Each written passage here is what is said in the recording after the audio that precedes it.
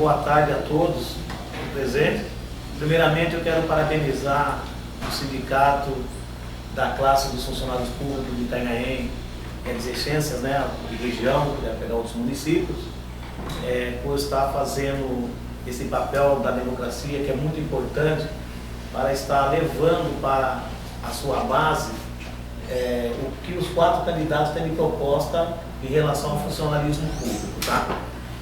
Em relação à representatividade sindical, como eu venho do movimento sindical durante o tempo de metalúrgico, hoje na POESP, que é o maior sindicato da América do Sul, onde nós temos 220 mil trabalhadores na base e 160 mil associados, nós temos bem claro essa questão de que é a questão partidária do que é a questão sindical.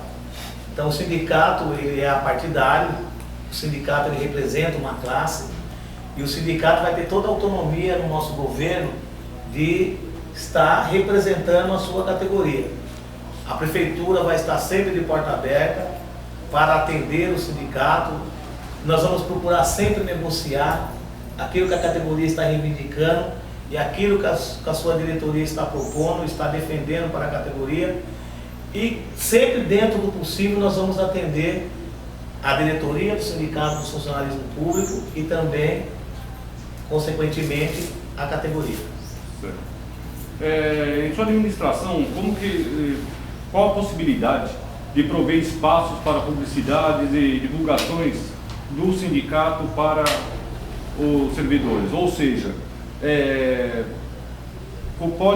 como o sindicato pode atuar nas instalações físicas municipais para ter essa proximidade com os servidores? O sindicato, como ele é uma entidade de classe, ele representa os trabalhadores daquela categoria e como já consta na Constituição, infelizmente muitos patrões e muitos poderes executivos não respeitam que o trabalhador tem o direito de se organizar no seu local de trabalho e jamais iremos impedir do sindicato fazer seu trabalho no local de trabalho, lá na base, lá no chão. Então isso vai ser respeitado na sua administração plenamente. Tranquilamente. O que não é hoje nessa atual administração. Exato. O senhor pretende fazer alguma alteração no quadro administrativo? Pense em fazer uma reforma para sair do modelo atual? Sim. O nosso plano de governo começa com a questão da subprefeitura. Nós não teremos mais regionais. O nosso governo terá subprefeituras. E também terá a ida do prefeito aos bairros. Certo? E nós teremos uma secretaria que irá cuidar somente da questão do emprego. Então, o estudante que hoje ele, após terminar o ensino médio, ele deixa a nossa cidade e vai para outras cidades, Santos, São Paulo, São Bernardo, para terminar a sua graduação, esse jovem não terá mais essa necessidade, porque nós vamos ter essa secretaria onde ele fará o estágio aqui mesmo no município, com parceria com as empresas de todos os ramos, e ele terá também a oportunidade de estudar aqui, porque está no nosso plano de governo trazer, em parceria com os outros municípios, uma universidade federal ou estadual. Seria uma administração participativa. Exatamente. E dentro dessa administração, o senhor pretende, como vai ser a questão das pastas? Vai ser o que existe hoje? Vai aumentar o número de diretorias ou diminuir? Não trabalharemos com a questão de diretoria, sim secretarias.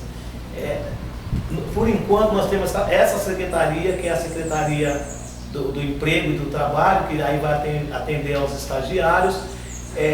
No futuro, depois trabalhando até conjuntamente com o sindicato, nós poderemos estar vendo quais as reformas administrativas que nós vamos adequar conforme a necessidade da população do nosso município. Alguma pergunta?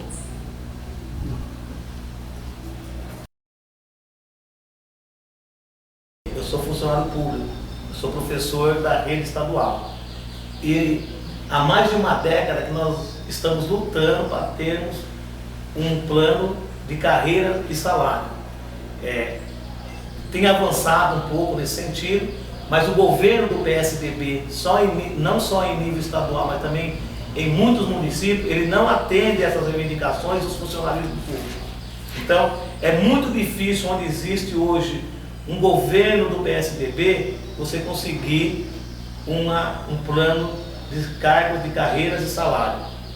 Na nossa administração, com certeza isso vai ter. É necessário que o nosso funcionalismo público ele tenha projeção de crescimento dentro da prefeitura no cargo que ele exerce.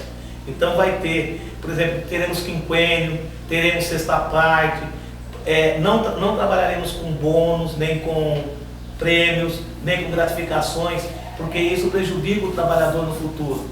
Quando chega na sua época de aposentadoria, essas gratificações, esses prêmios, né, esses bônus, eles saem do lerite do trabalhador. Então, se o trabalhador vai aposentar com salário mínimo, ele acaba aposentando com menos do salário mínimo. Não aposenta com menos salário mínimo porque não pode, né? Mas ele ganha R$2.000, R$1.500, jamais ele vai ter esse salário depois que ele contribuiu 25 anos, 30, 35 anos com a sua previdência.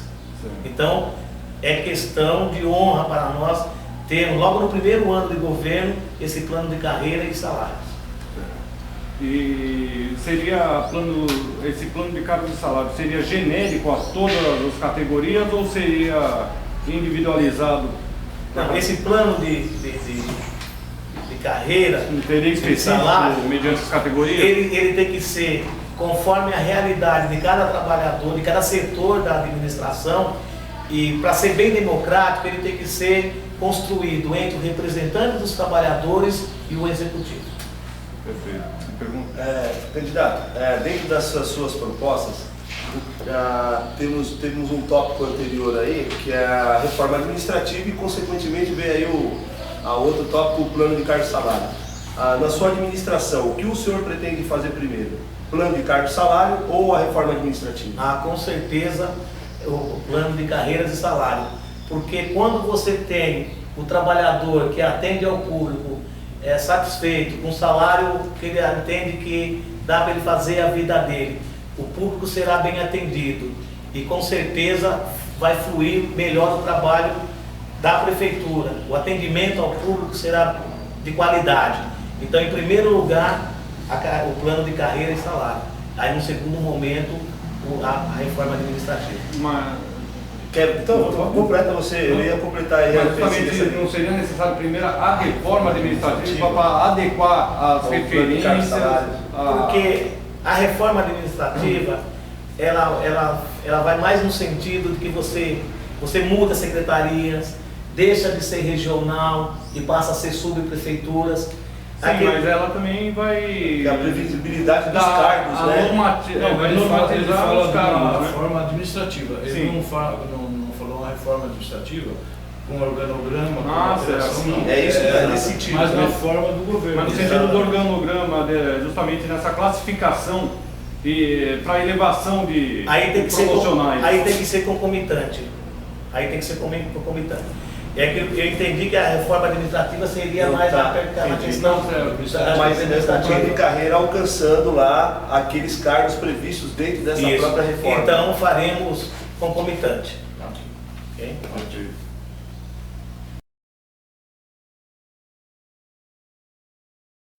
Ontem, 13/9, nós tivemos uma sabatina na Faculdade Metodista, que foi promovida pela OAB, pela Associação Comercial, pela Associação dos Engenheiros e Arquitetos do nosso município, e foi feita essa pergunta também.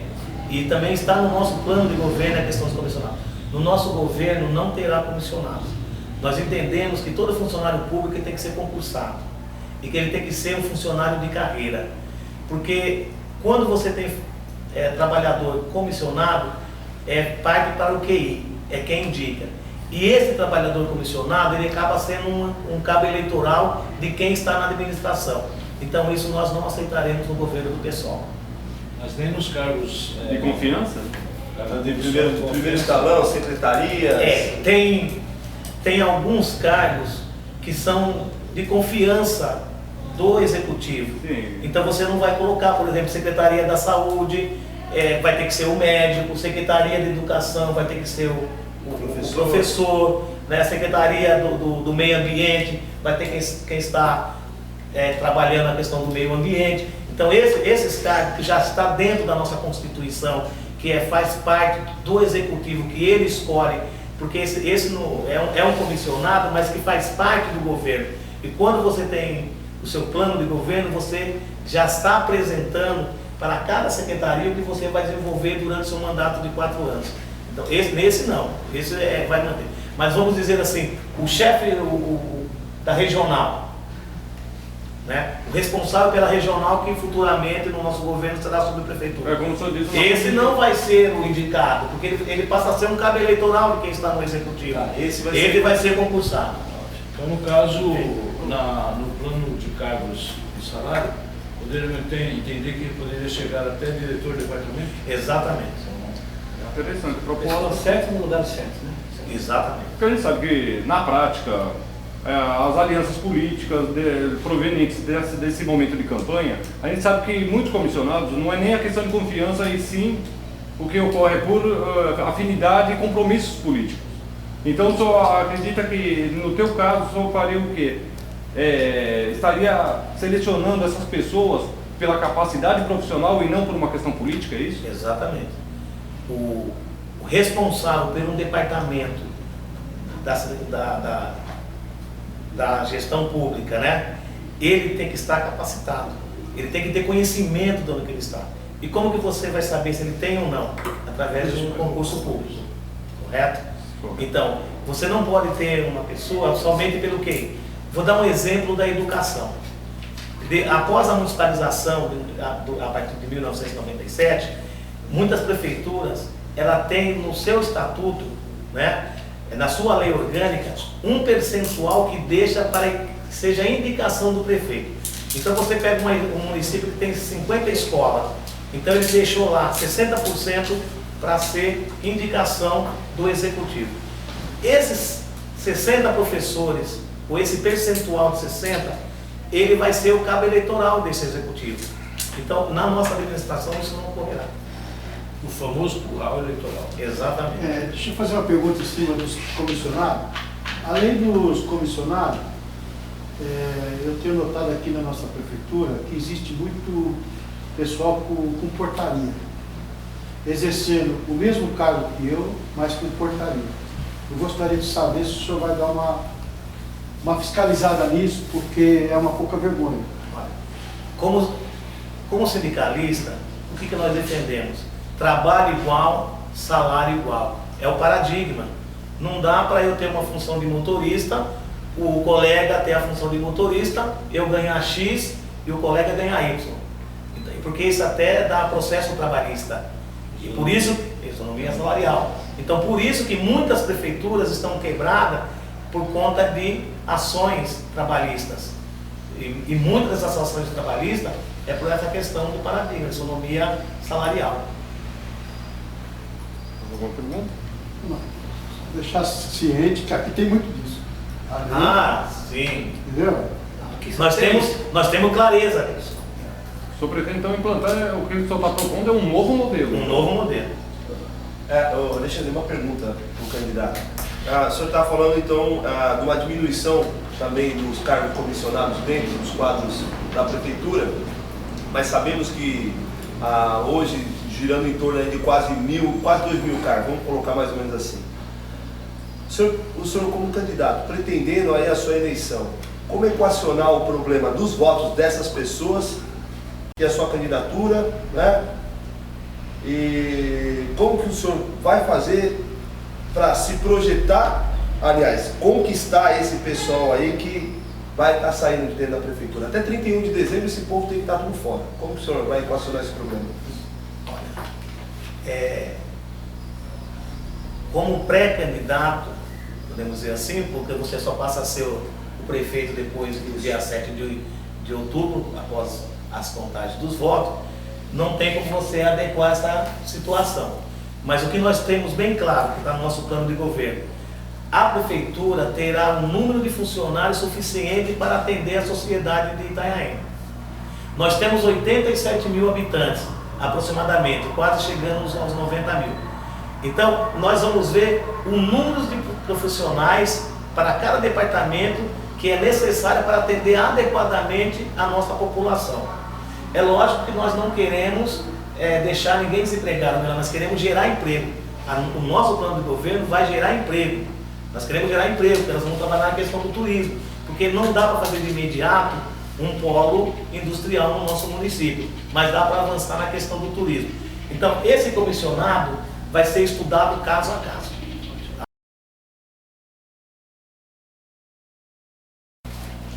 Nós temos também no nosso plano de governo a reforma dos estatutos, o pessoal entende que todos os municípios, até aqueles municípios que não tem governo, que se diz representante dos trabalhadores, né? Que é no caso da coligação que o PT faz com alguns outros partidos, né? Eles se colocam hoje como o partido que representa os trabalhadores. Não tem estatuto adequado para o funcionalismo público. Porque o que nós entendemos no estatuto? O estatuto tem que ser construído entre o executivo e a base. Então, quem representa a classe, quem representa os trabalhadores do funcionalismo público, tem que participar dessa construção desse estatuto. Porque normalmente eles pegam um modelo do governo federal e querem implantar no município e não dá certo. Fica uma outra realidade. É totalmente diferente.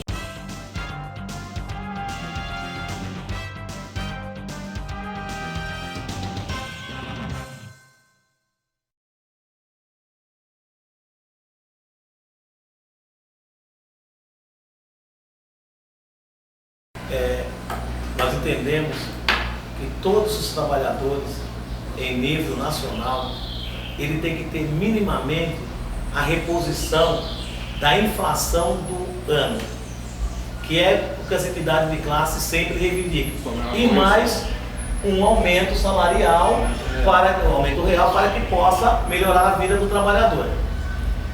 Primeiramente, nós temos que ver como está o cofre da prefeitura, como está o caixa da prefeitura, para depois a gente avançar nessa questão de estabelecer a meta que foi assinada no atual governo do PSDB com a entidade que representa o funcionalismo público. Mas para o pessoal, nós temos bem claro isso daí. Todos os anos no suicídio coletivo nós vamos sentar, tem a data base que é muito difícil. Por exemplo, nós conseguimos aí depois de mais de 2 décadas ter uma data base que o governo do estado de São Paulo, que também é do PSDB, que não tem nenhum compromisso com o funcionalismo público, implantou a data base que ele disse. Nós temos uma data base aprovada na Assembleia Legislativa, que é no mês de março, e ele colocou lá, desrespeitou e coloca a nossa data base a partir do dia 1º de julho. Então, todos os setores, todos os trabalhadores, todas as classes, ela tem que ter uma data base. Isso é princípio para nós do pessoal. Estamos passando pelo período da data base justamente agora, que é setembro. Nós conseguimos regulamentar dentro da lei municipal. Dentro da lei municipal. Então isso é importante. Agora, nós temos clareza de que hoje a média do salário dos trabalhadores do nosso município não chega a um salário mínimo, que é uma coisa muito... chega a estar quase na linha da miséria. Isso hoje? Né? A média de salário dos trabalhadores. E por que a média dos nossos trabalhadores não atinge ao mínimo? Que já o mínimo é a lei, é o mínimo. Porque nós temos 40,4% das nossas mãos de obras, e não é de transformação, que transforma, não é da fábrica, é aquele que trabalha como pedreiro, como servente, como pintor, como eletricista, que além de não ter registro de carteira, ou ela não ter registro de carteira, nesse trabalho informal, ele tem em média, aí, o trabalho de ajudante no quiosque, que trabalha de garçom na lanchonete, e muitos sem ter registro de carteira. Muitos sem ter registro de carteira. Então não atinge. Então é necessário que o nosso funcionalismo público tenha um salário adequado. Porque já frisei lá atrás, você tem um salário que você dá para você viver com qualidade, você vai atender melhor o público e vai melhorar a qualidade do serviço público. Candidato, o senhor falando aí sobre a reposição salarial para os servidores, é uma expectativa muito grande aí de todo o funcionalismo, né? em relação a isso daí, porque, como visto, há muito tempo os salários já se encontram achatados, defasados, esmigalhados, vamos dizer assim. O senhor assumindo a prefeitura em 1º de janeiro, tendo em vista que o seu antecessor deixou já a lei de diretriz orçamentária, a lei orçamentária já programada, de imediato, o senhor, existe a possibilidade de se fazer essa reposição salarial para os servidores? Sabendo que o seu antecessor deixou lá para falou, você vai trabalhar com isso aqui somente. Eu acho tenho certeza disso. Quando você assume o executivo, quando você vai administrar no município, a primeira coisa que você tem que fazer é um balanço, para ver como que está a situação econômica do município, como que está a saúde econômica desse município. Nós, por exemplo, nós somos totalmente contra essa questão de você projetar esse aumento escalonado. E eu falo isso com uma tranquilidade, porque eu, como funcionário público do Estado de São Paulo, professor da rede, nós estamos passando por isso. O governo do PSDB escalonou o nosso aumento de 34%, quando nossas perdas é de 41%, e ele deu 1 percentual em 2011, 1 percentual em 2012, vai dar outro percentual em 2013 e em 2014, quando é no fim do seu governo. E nessa questão que já é errônea, pelo menos ele foi coerente, que ele não vai deixar nenhuma dívida e nenhuma reposição salarial para o seu próximo que vai substituir. Entendeu? E nesse caso, no município de Itanhaém, no nosso município, foi uma irresponsabilidade do governo do PSDB, né, sobre a tutela do senhor Forcel, deixar uma dívida, podemos dizer assim, porque quando o que ele está deixando, que você uma reposição salarial até 2016, ele está deixando uma dívida de 2012, quando ele deixa de ser o executivo, por mais 4 anos para quem vai substituir. Então nós não concordamos com isso, mas nós vamos fazer um estudo de caso a caso e vamos atender e vamos repor as perdas conforme a realidade, né, da economia do país, né, porque não dá para trabalhar fora dessa realidade, e vamos estar sempre dialogando e conversando com a entidade de classe.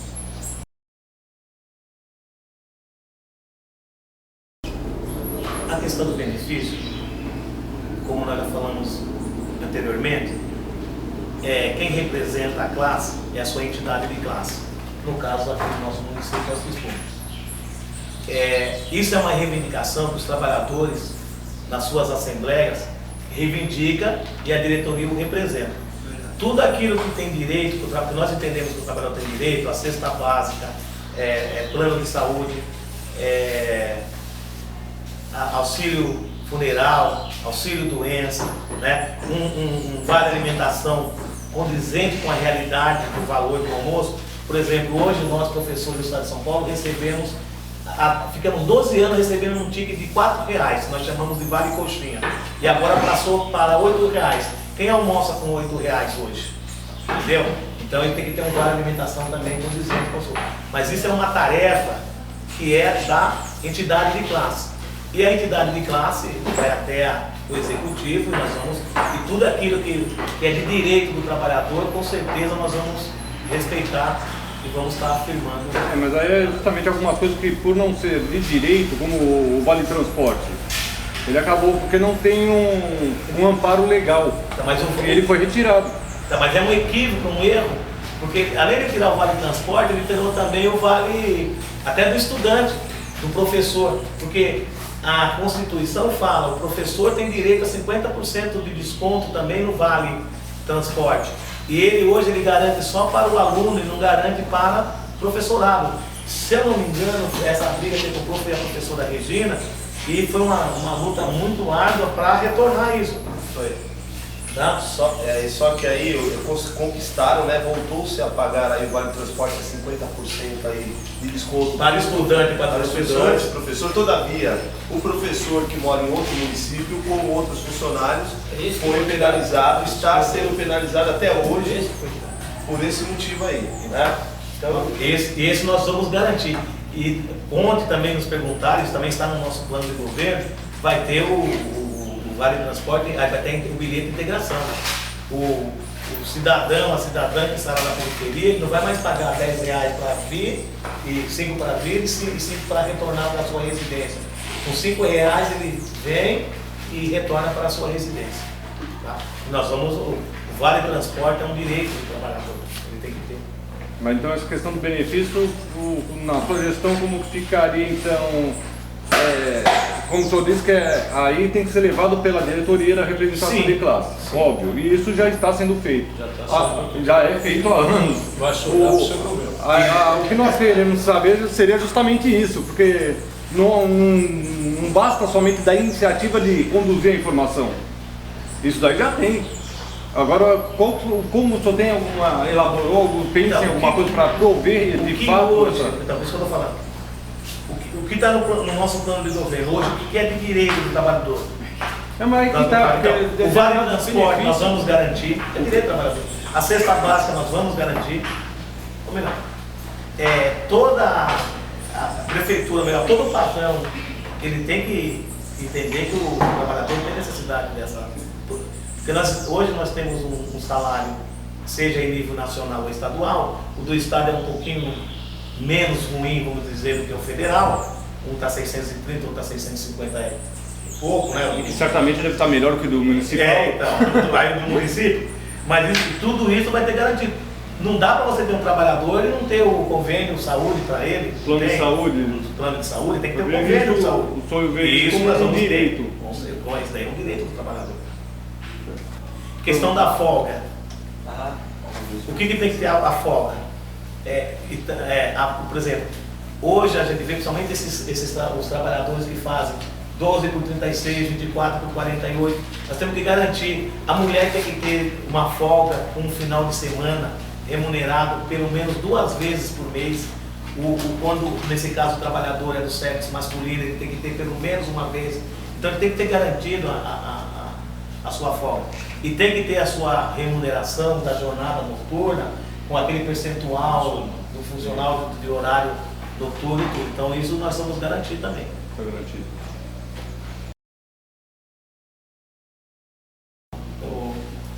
Eu quero aqui agradecer primeiramente a direção do SISCUM, né?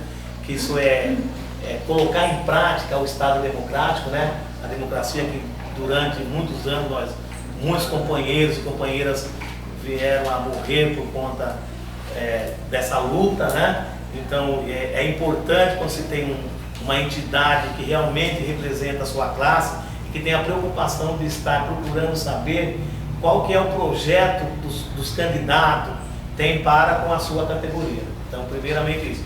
E dizer para os nossos funcionários públicos que nós teremos um governo democrático, um governo aberto, que vai estar sempre dialogando com os trabalhadores e sempre atendendo às necessidades dos nossos trabalhadores.